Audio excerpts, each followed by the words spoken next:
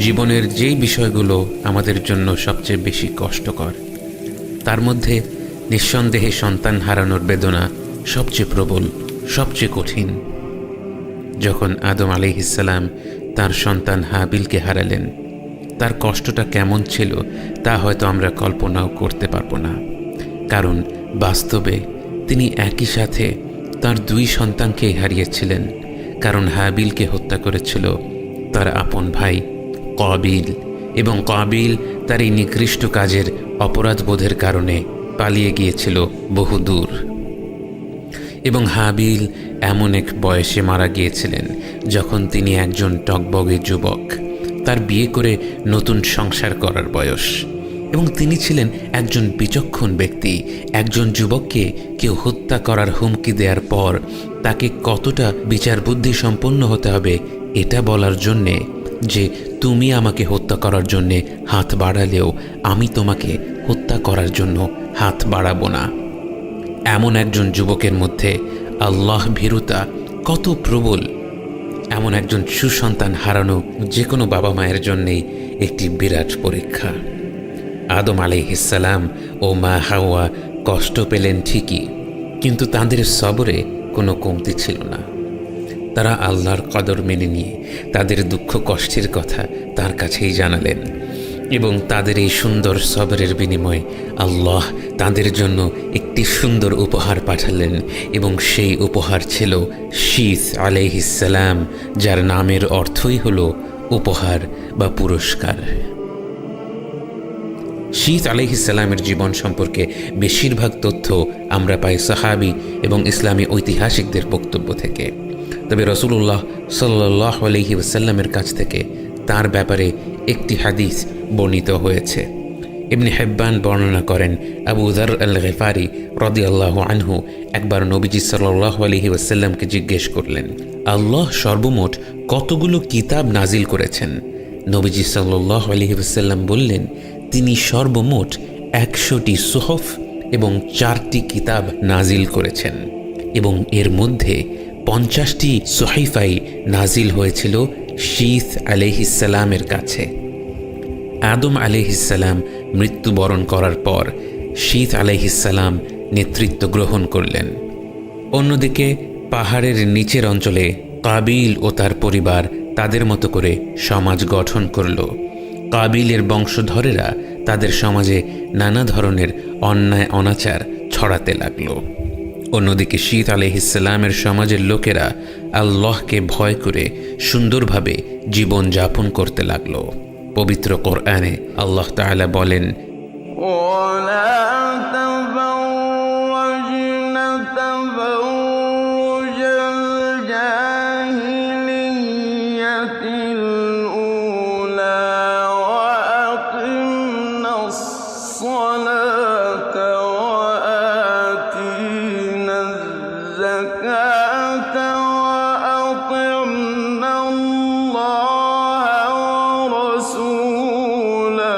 এই আয়াতের তাফসিরে ইমাম আত-তাবারি ইবনে আব্বাস রাদিয়াল্লাহু আনহুর মন্তব্য বর্ণনা করে বলেন, আদম আলাইহিসসালামের সন্তানদের মধ্যে এক দল লোক থাকত পাহাড়ি অঞ্চলে, আরেক দল লোক বাস করত সমতল ভূমিতে।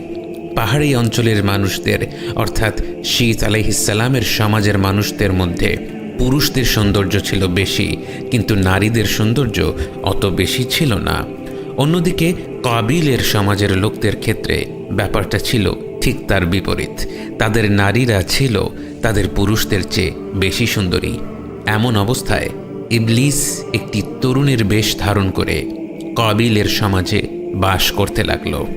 সে একজন ধাতুকর্মীর সাথে কাজ করতে লাগলো, এবং সেখানে কাজ করতে করতে ইবলিস এমন একটি যন্ত্র তৈরি করলো যা মানব সমাজ তখনও পর্যন্ত কখনো দেখেনি, এবং তা ছিল একটি বাঁশি।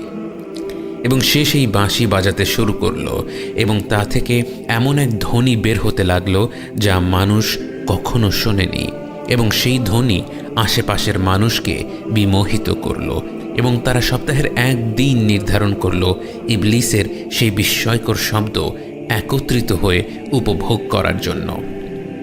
ভেবে দেখুন, মানব ইতিহাসের শুরু থেকে আরম্ভ হওয়া এই প্রথা আজও প্রচলিত আছে। বিশ্বের যে কোনো প্রান্তে, বিশেষ করে অমুসলিম সমাজে স্যাটারডে নাইট মানেই সবচেয়ে বড় পার্টি, আর অহরহ মানুষ সেদিন ক্লাবে গিয়ে থাকে এবং সেখানে এমন সব বাদ্যযন্ত্র বাজানো হয়ে থাকে যা মানুষকে একটি মোহের মধ্যে ফেলে দেয় এবং সেখানে যেন মানুষ সহজভাবে জিনায় লিপ্ত হতে পারে তার জন্য সব ধরনের সরঞ্জাম করা হয়ে থাকে। কাবিলের বংশধরদের এই সাপ্তাহিক আয়োজনের শব্দ শীত আলাইহিসসালামের সমাজের কিছু মানুষদের কাছে পৌঁছায় এবং তারা একে অপরকে প্রশ্ন করে, তারা কি করছে, এসব কেমন শব্দ?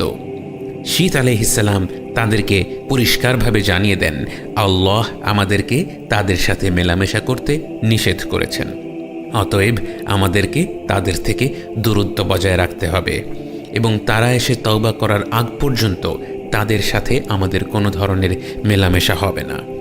কিন্তু শীত আলাইহিসসালাম তাদেরকে বারণ করা সত্ত্বেও তার সমাজের কিছু মানুষেরা মনে করল, তারা তো আমাদেরই আত্মীয়, তারা তো আর আমাদের শত্রু নয়। তারা কয়েকজন পাহাড় থেকে নিচে নেমে গেল এবং তাদের সেই গান বাজনার আয়োজন দেখতে লাগলো এবং সেই গান তাদেরকে আকৃষ্ট করল এবং সেই সমাজের নারীরা তাদের আকৃষ্ট করল। তাদের নিজেদের সমাজে তারা এত রূপবতী নারী কখনো দেখেনি এবং কাবিলের সমাজের নারীরাও নতুন এই পুরুষদের দেখে তাদের প্রতি আকৃষ্ট হলো। তারাও কখনো এমন সুদর্শন পুরুষ দেখেনি এবং তারা তখন একটু একটু করে সেজেগুজে বের হতে লাগলো এবং বেশি বেশি করে নিজেদের সৌন্দর্য প্রদর্শন করতে লাগলো। এবং ইবনে আব্বাস রাদিয়াল্লাহু আনহুর মতে আল্লাহ তাআলা পবিত্র কোরআনে সূরা আহজাবে তাবাররুজ বা সৌন্দর্য প্রদর্শন কথাটির মাধ্যমে এই কথাকেই বুঝিয়েছেন এবং স্কলারদের মতে মানব ইতিহাসে তখনই প্রথম মানুষ তার নিজের জীবনসঙ্গী ব্যতীত অন্য কারো জন্য তার সৌন্দর্য প্রদর্শন করা আরম্ভ করে এবং এরপর তাই ঘটল যা হওয়া অনিবার্য ছিল। মানব ইতিহাসে প্রথমবারের মতো জিনা আরম্ভ হলো। মানুষেরা একে অপরের সাথে জিনা করতে লাগলো এবং দুই সমাজেই পাপ ও অনাচার বাড়তে লাগলো এবং একই সময়ে ইবলিস কাবিলের কাছে গেল এবং গিয়ে তার মনে ওয়াসওয়াসা দিতে লাগলো এবং সে তাকে বলল, আল্লাহ তোমার ভাই হাবিলের কোরবানি কবুল করলেন, কিন্তু তোমার কোরবানি কবুল করলেন না কেন জানো? যখন হাবিলের কোরবানি কবুল হয়েছিল তখন আল্লাহর তরফ থেকে একটি আগুন এসে তার কোরবানিকে পুড়িয়ে দিয়েছিল। এটাই ছিল তখনকার সময় আল্লাহর কাছ থেকে কোরবানি কবুল হওয়ার নিদর্শন। কিন্তু ইবলিস কাবিলকে বিভ্রান্ত করার উদ্দেশ্যে বলল, হাবিলের কোরবানি কবুল হয়েছিল কারণ হাবিলের ছিল আগুনের সাথে ঘনিষ্ঠ সম্পর্ক। সে আগুনকে অনেক শ্রদ্ধা করত, তাই আগুন তার কোরবানিকে পুড়িয়ে দিয়েছিল। কাবিল হয়তো মনের গভীরে জানত এই কথাগুলোর কোনো ভিত্তি নেই, কিন্তু মানুষ মাত্রই নিজের ভুল ত্রুটি মেনে নেয়ার চেয়ে অন্য কারো ভুল ছিল বা পরিস্থিতি সুবিধার ছিল না বা আমাদের প্রতি অন্যায় হয়েছে এই ধরনের গল্প বিশ্বাস করতে বেশি ইচ্ছুক। ইবলিস মানুষের এই প্রকৃতি জেনেই কাবিলকে এই দিক থেকে তাকে বিভ্রান্ত করতে লাগলো। ইবলিস তাকে প্রথমে নিজের ভাইকে হত্যা করার জন্য উদ্বুদ্ধ করেছে, এরপর তাকে আল্লাহর ক্ষমা থেকে হতাশ করেছে এবং এরপর তার মূল লক্ষ্য অর্জন করার জন্য কাবিলের মনে একটু একটু করে শিরকের বিষ ঢুকিয়ে দিতে লাগলো।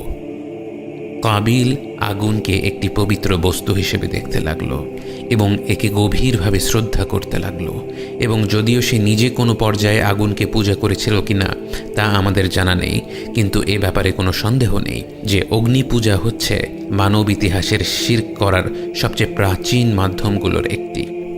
এবং কাবিলের সমাজ বড় হতে লাগলো এবং সেখানে অন্যায় অনাচার বৃদ্ধি পেতে লাগলো এবং ইবনে আব্বাস রাদিয়াল্লাহু আনহুর মতে কাবিলের ভবিষ্যৎ বংশধরদের কাছেই আল্লাহ তাআলা নূহ আলাইহিসসালামকে পাঠান এবং কাবিলের বংশধরদের প্রত্যেকেই নূহ আলাইহিসসালামের সময়ের সেই বন্যায় ডুবে মারা যায়। আর নূহ আলাইহিসসালামের সাথে যারা তার জাহাজে উঠেছিল তারা সবই শীত আলাইহিসসালামের বংশধরেরা। তবে নূহ আলাইহিসসালাম ও শীত আলাইহিসসালামের মাঝখানে আল্লাহ তাআলা মানব জাতিকে হিদায়াত দেওয়ার জন্য আরও একজন নবীকে পাঠান এবং সেই নবীর সাথে মেয়ারাজের রাতে রাসূলুল্লাহ সাল্লাল্লাহু আলাইহি ওয়াসাল্লাম সাক্ষাৎ করেন। বলতে পারবেন কি কে ছিলেন সেই নবী?